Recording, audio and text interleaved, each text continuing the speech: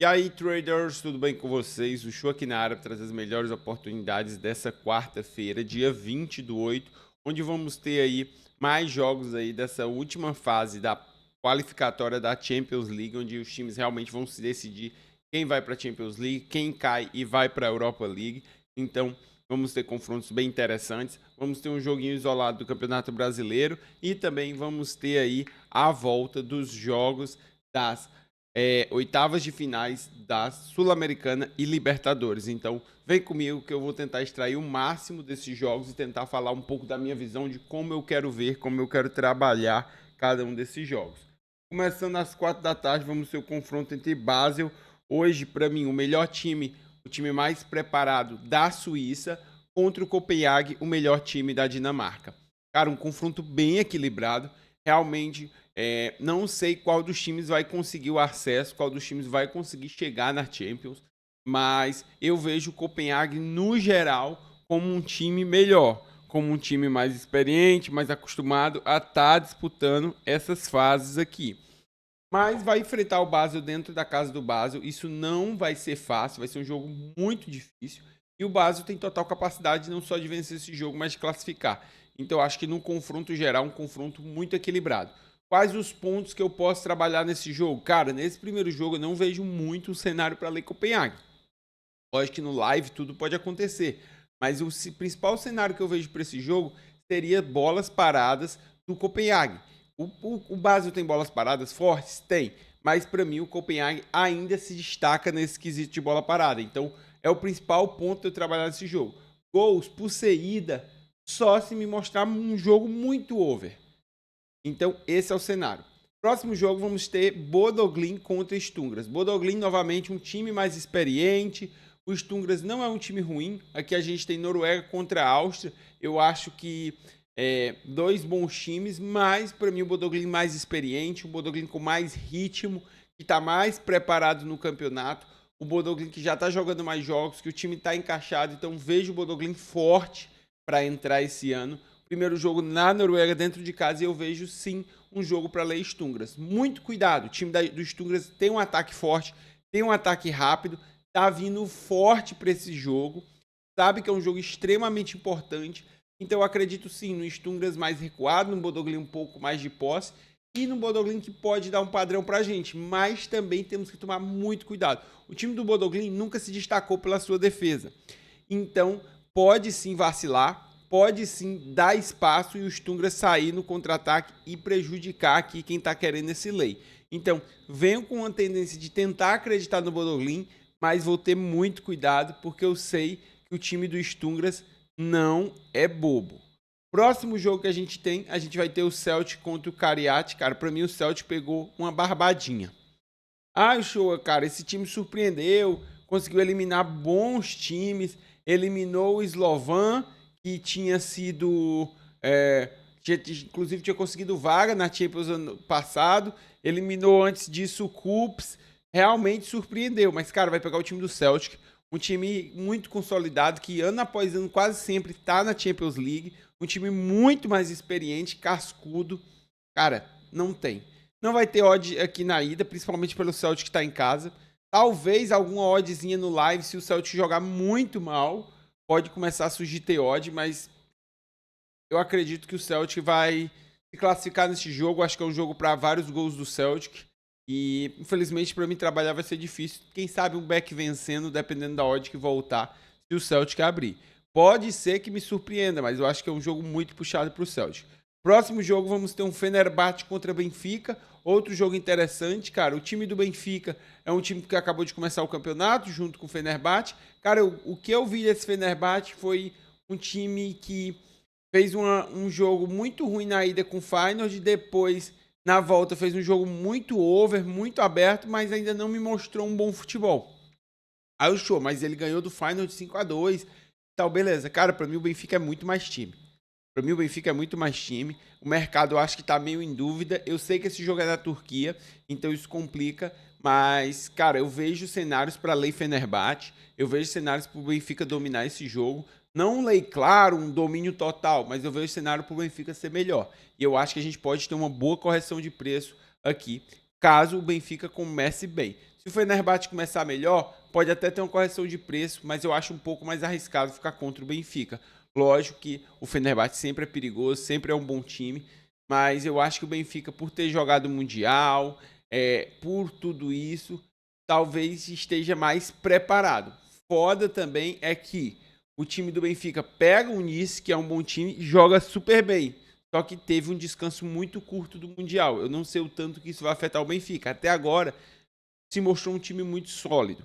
Então, eu tô ainda um pouco de dúvida, mas acredito que o Benfica classifique aqui sem muitas dificuldades.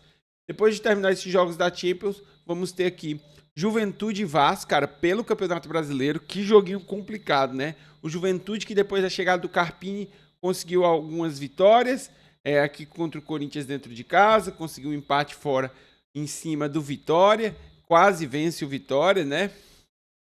Na verdade, buscou o empate no finalzinho, o Vitória que saiu ganhando. E, cara, agora o Vasco ganha uma moralzinha, ganha super bem do Santos, tinha um empate com o Atlético Mineiro, conseguiu aqui uma vitória em cima do CSA, parece que engatou um momento melhor, mas, cara, nunca é fácil jogar com Juventude lá. Eu acho que o Vasco vai ter um confronto difícil, acho que vai ser um jogo bem equilibrado, bem carne de pescoço. Então, não é um jogo que chama muito a minha atenção à noite. Provavelmente vou estar de olho, porque vou estar acompanhando os jogos da Libertadores, mas sinceramente não estou com muitas esperanças. Eu acho que eu vejo mais valor em tentar buscar uma correção nessa odd do Vasco, caso o Juventude comece bem, do que o contrário. Eu não sei se lei Juventude na casa do Juventude vai ser algo muito fácil. Então, pelo mercado ter valorizado tanto o Vasco, eu acho que caso o Vasco comece mal, podemos ter uma boa correção de preço aqui. Mas acho um jogo extremamente difícil.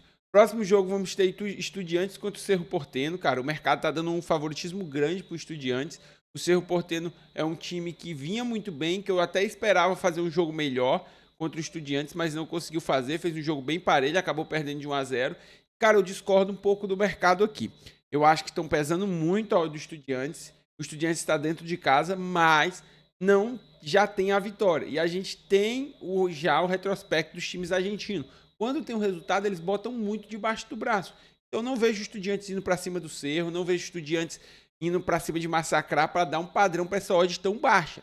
Acredito que o Cerro vai tentar bastante, que vai ser um jogo equilibrado, que o Estudiantes vai tentar usar os espaços, mas que vai tentar valorizar o tempo, a posse, para segurar o jogo, já que está na vantagem. Então eu acho que as chances desse Lei Cerro Porteño são bem baixas.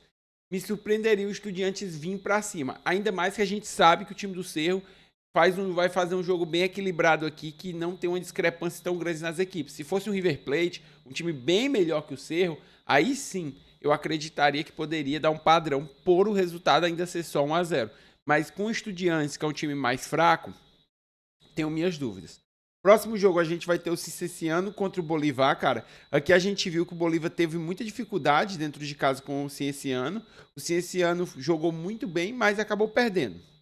Agora vai jogar em casa, isso já favorece bem mais ele.